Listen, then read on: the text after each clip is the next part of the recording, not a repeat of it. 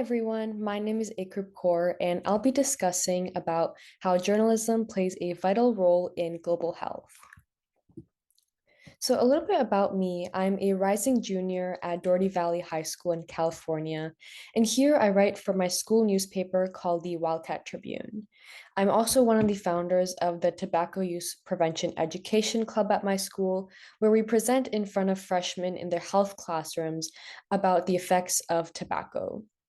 And I'm also a part of the Courage Youth Health Coalition, where I get to collaborate with my peers across the county and also present in front of middle and high school students at conferences at UC Berkeley. And I'm also a part of I get to be a part of the eating disorder research on the Yale Teen Power Advisory Board, where we get to make surveys and infographics to send them out to teachers to help them engage more with the youth in their classrooms. And I'm also on the Stanford Reach Lab Youth Action Board, where we discuss different aspects of health, mainly regarding how tobacco affects youth and how the youth are affected by it. And in the future, I'd be passionate about going into public health or biology. So, starting off, what is journalism's role in global health? Well, journalism acts as the connector between the public and the health experts, reducing the medical concepts and terms to make it more simplified for the public to understand so that they can become more educated and make informed decisions and also take preventative treatments if needed. Journalism also reveals health disparities. It sheds lights on how socioeconomic factors and environmental factors play into these health disparities. And in this graphic, it shows how these three doctors at Johns Hopkins were fighting misinformation in COVID and showed how certain racial groups were actually affected by these health inequities in their access to healthcare. And my question is there a lack of scientific journalism? And the answer is yes, there is. And this was displayed in how the media covered health disparities during COVID. There was this lack of reporting on socioeconomic backgrounds, race, ethnicity, and how it played into these health disparities. And instead, there were more feel good stories being highlighted. And while that is good, it didn't necessarily give this holistic view or perspective of what's actually happening during the pandemic. And there was also this heavy politicization of media coverage, which led to poor scientific quality in which biases were being displayed or scientific discoveries were being overlooked. And this affects public understanding of how systemic barriers and racial disparities play into these health inequities. And this is one topic that was not actually effectively communicated to the public. And this type of coverage leads into public health risks. One of them being how it limits perspectives on important issues. If there's a lack of diverse thought, there's a limited viewpoint being put out there. And this leaves dominant narratives to go unchallenged. And in turn, this impacts health policies. If policymakers do not have the access to the diverse range of viewpoints, then they might not make policies that are actually beneficial to the public. And there'll be this sort of policy gap in between what the public wants and what the policymakers decide on.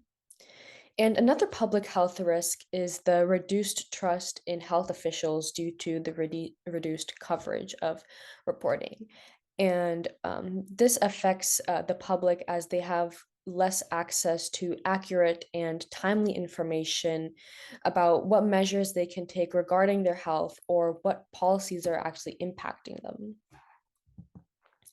So, why is journalism so important? Why is it so necessary that we have high quality journalism?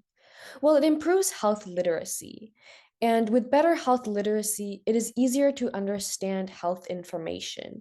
And as the public has better health literacy, they can easily maintain their health and communicate any concerns with their healthcare providers.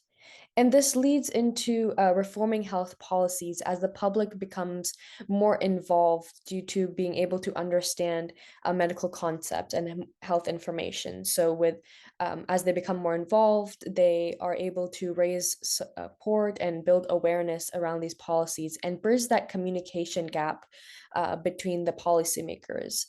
And this all leads into this transparency between policymakers, health officials, and the public.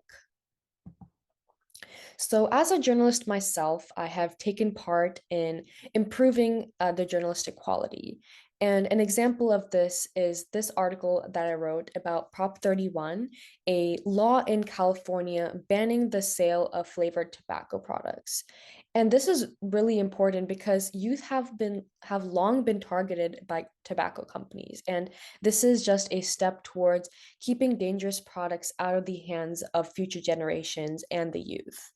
And as I was able to win a national and international award for this, I was also able to expand my reach to youth globally and also improve the health literacy as well and bring awareness to such an important topic in today's age. And expanding beyond writing articles, I have also taken part and had experience in addressing these issues to policymakers. Here I was addressing to policymakers about how we should enforce stricter regulations on the unrestricted forms of tobacco that were not already implemented in Prop 31, and also strengthening tobacco retail licensing policies.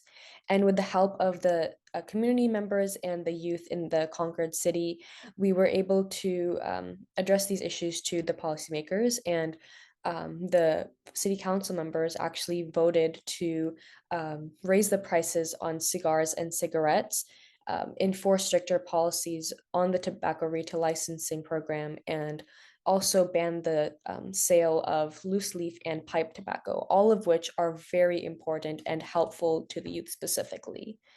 And this just shows how vital journalism is to global health, as it sheds light on important issues and brings awareness about like health inequity, and also promotes a better and also therefore a healthier society.